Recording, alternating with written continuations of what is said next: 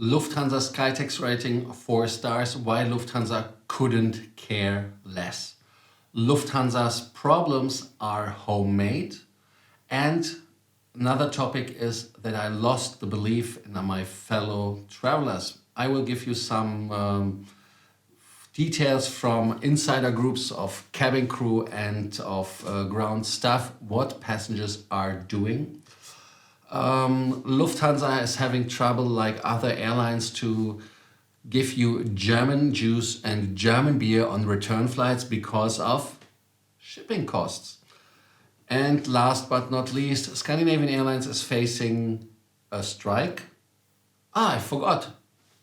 Finnair is giving a status match if you are flying from Scandinavia.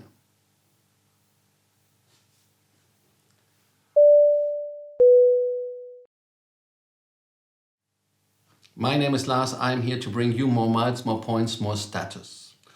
Important is, like always, to subscribe. Thank you for doing so. Leave us a comment, leave us a like, and please do not forget to hit the notification button, the bell, that you get a notification when we are online again or having a new episode. The first topic is a topic which is ridiculous in my opinion, because Lufthansa was never an airline that deserved the 5th star. Like we had in the discussions before, and what I saw in groups when people were writing about their Lufthansa experiences, my personal experiences as a Horn Circle, except first class, it was never a first class experience in the business class, premium economy or economy class. And Lufthansa just basically did this. I don't know. When you talk to people from Lufthansa about the 1 star that they got taken away, ripped off the chest. I don't know. And why is it that way? Number one is Skytrax is a little bit a shady situation. Why is it? Because the topics or that what you have to achieve is not always something which is transparent, in my opinion. The other thing is, when you compare airlines, you think, how do they fit in this 5 star? How do they fit in the 4 star? So it's not always very transparent. Of course, they basically say that they base it on customer experience, but of course a lot on their consulting, and the consulting costs money. So basically you pay, you get. That is what people say about this status. The other thing is, Lufthansa says we are not anymore using it in marketing. Because when you remember in 2017, when Lufthansa got the 5th star, they called themselves Star Hansa, 5-star airline. And what happened now? They're not making advertising with it anymore. They're more in the clean tech situation. They have, for example, the 350, which is white and has written on it clean tech flyer. They say that companies are not anymore looking for the experience on board. They just look by the price basically, and of course when it comes to clean energy, that is what their drivers are. Is this your experience as well? Is this something where you say, that is true, that is correct, that is what it is? Or do you say, no, the people still care? I think if it comes to business travelers, basically, okay, it is about sustainability. When it comes to private people, I don't think so. Because when you book a flight, when I book a flight, we book it, is it convenient? Do I like it? That are the criteria. And is it cheap? Is it value for money? And if this is not the case, we don't book it. Sorry. Comment. Yes, comment down here. I'm looking forward to read your answers. The next topic is, of course, the homemade problems of Lufthansa Group. But are that not homemade problems of any airline? Because when you see that the security lanes are getting longer, when you see that airlines are canceling flights left, right, and center. Lufthansa did cancel flights over the weekend, even internationally. Then SAS was canceling. So these problems were visible a long time before. And it's management mistakes. that people are sitting in the palaces of the headquarters and do not see what the customers are doing. A lot of airlines have been bailed out by their governments. Lufthansa got a 9 billion credit, ITA got a credit of a couple of billions, and even when they were called Alitalia, they got really the golden handshake. And Lufthansa was kicking out people. They were getting the golden handshake. Yeah, they were getting 6 digits if they just go. I know pilots who got really a shitload of money to go. And for that reason, is this homemade? And even cabin crew who had no active or valid licenses, they didn't get retrained. So that is what happened. 380 pilots didn't get retrained because Lufthansa said they don't want to get 380s back in service. Now it looks a little bit different. The 6+2 option is the most viable. Maybe there are destinations in Asia which will have this aircraft on their route, mostly from Munich maybe. So, and then by doing that, and then they had Germanwings that I forgot even to mention.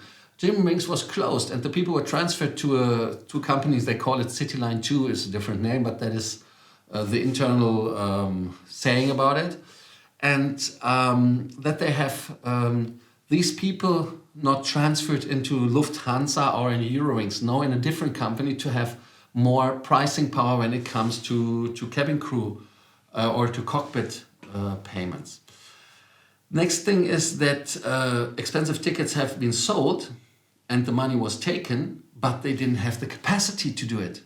That is a scandal in a lot of people's opinion, and I can understand that people are outrageous. I saw on German television someone who was saying, I hope that this company, that was Eurowings, goes bankrupt and the manager go to jail.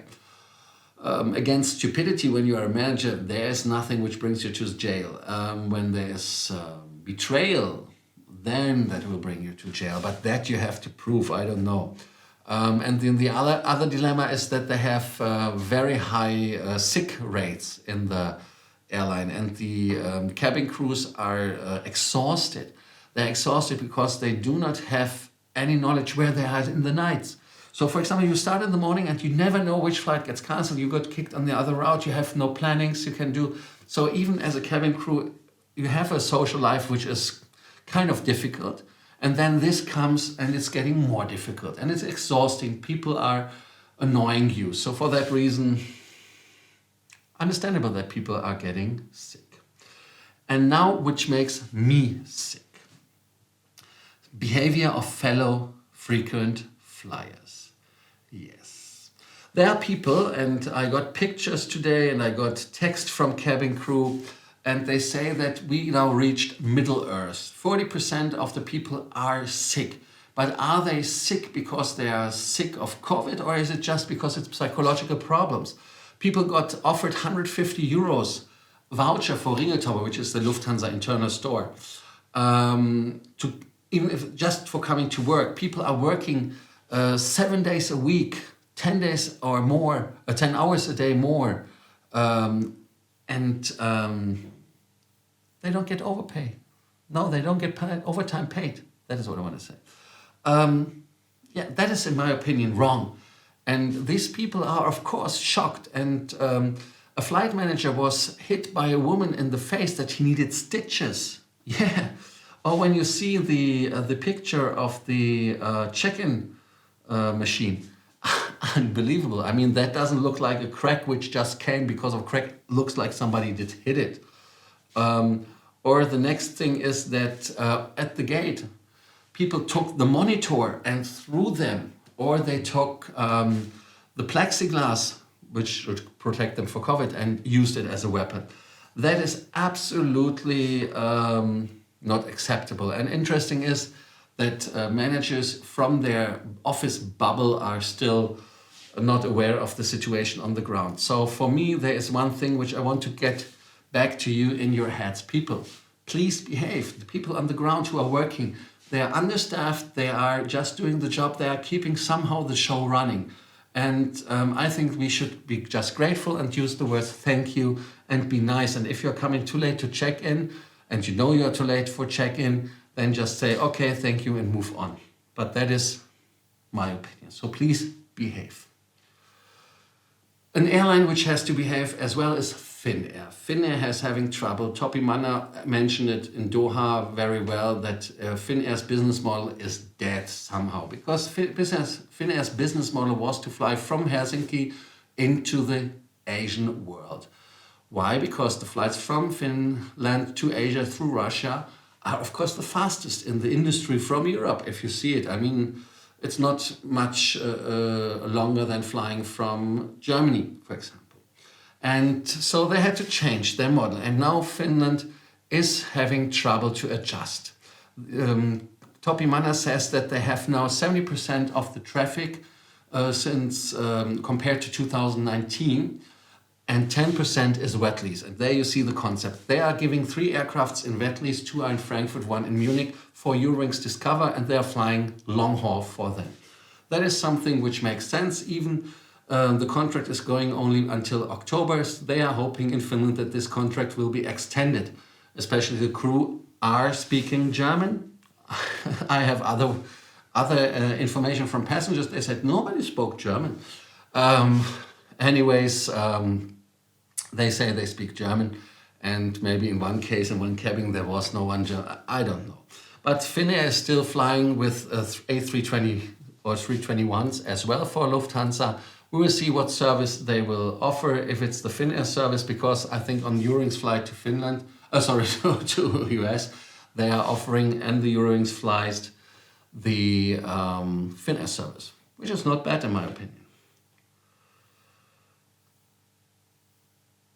Service in an aircraft coming back home, for example with Lufthansa, you are looking for German products. Yes, you're looking for German beer, you're looking for Albi juice. I didn't know that Albi was a thing. I mean, for me, Albi was never German or so special that I was thinking, I want to have my tomato juice from Albi. I just know it from Lufthansa. But now they're having trouble to offer that, especially from the US, because when they're returning to Germany, but due to the pandemic, the prices have so much increased for cargo on ships that is unbelievable. If you look, for example, on the prices, and there's a kind of a listing, it's Baltic something, which is measuring the ship prices. And that is something which is, in my opinion, unbelievable, that it went 1,000% up. Can you imagine? They say the price went 1,000% up, and for that reason Lufthansa cannot restock this wonderful German Beck's beer. There are better beers than Beck's. And the other thing would be, to be honest, and I'm sorry to say, Albi juice. But if we are talking about sustainability, why are airlines not offering sustainability in this case? How does it work? Hey, when you are coming from Asia or somewhere, why don't you take local sparkling water? I mean, why do you have to take the German water? Why does it have to be Gerolsteiner, or I think they have Elisabethen? In my opinion, it makes no sense. Use local product that is even more sustainable, and that is something which makes, in my opinion, definitely more sense. I know from Emirates, for example, that they're flying forward and back cutlery, for example. But still here to ship things through the world, just that you have a German feeling on a flight towards to Germany. Don't we get German beer, which is much better in the supermarket when we arrive 12 hours later from the US flight? So that would be something I would be interested in.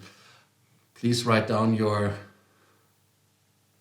opinion to that if you think sustainability makes more sense. A lot or many aircraft from Scandinavian Airlines will be on the ground on the 29th of June if the mediation between the pilots' unions, and there is not only one, and Scandinavian Airlines is not a success. The Norske SAS Flygressforening NSF, which is much easier to pronounce, has announced that they will take all 254 pilots on strike from day one. Thus, Norge Flygerforening grounds all of its 148 pilots. So 402 pilots are not flying. In Denmark and Sweden, there is not the same system as in Norway with submission of name lists who is on strike, but even there, all the pilots will be grounded from day one. In Denmark, about 250 pilots for SAS Scandinavia. In Sweden, there are 240 pilots. In total, close to 900 employed by SAS Scandinavia will be then grounded from night of the 29th of June. Swedish and Danish lockout. Yeah, in Denmark and Sweden, SAS has announced a lockout against all pilots employed on these countries. In Norway, SAS has issued that it's called a conditional redundancy notice. Klockset believes it's natural for SAS to send lockout notices in Denmark and Sweden. In those countries, you do not have the redundancy schemes that we have in Norway. Therefore, they have to use the lockout weapon. We can understand that SAS only ensures that they do not have to sit and pay for pilots they are not allowed to use. For example, if we had to take out the captains but not the first officers, the plane will still not have been able to go, he says. The demands from the pilots in the collective bargaining negotiations about job security and wages, they require that SAS aircraft be manned by pilots employed by SAS. This requirement goes completely across the SAS management strategies. In the last couple of years, SAS has established two completely new subsidiaries, SAS Connect and SAS Link, with 14 larger aircrafts in SAS Connect, and SAS Link has 6 smaller aircrafts. One is only in the air of those 6, so we will see.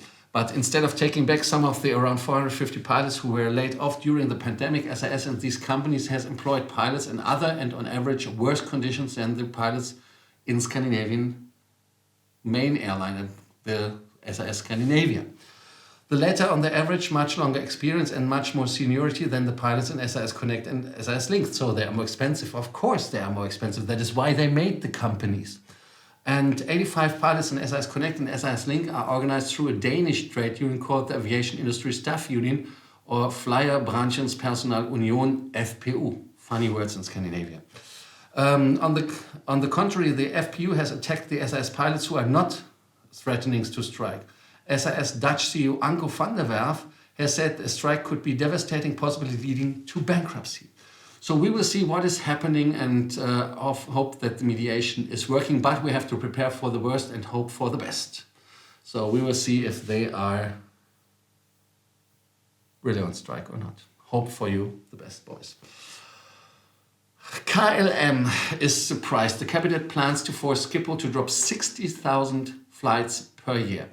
With a maximum right now of 500,000, 500,000 flights a year, they want to reduce it to 440,000 flights. The reduction from the current ceiling of about 500 flights is necessary to reduce the pollution and noise disturbance caused by the airport. Yes.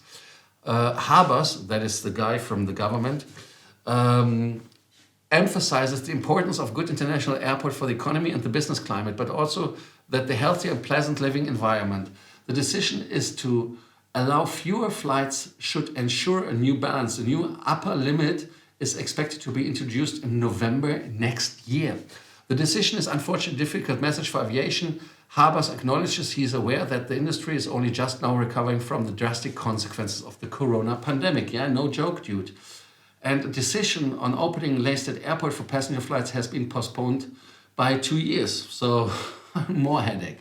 KLM is currently flying 170 destinations in the world. However, some connections will likely disappear if fewer flights are offered.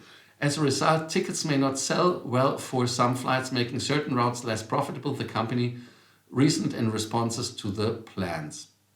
So if they give up slots and everything, I mean, what is happening? I mean, unbelievable.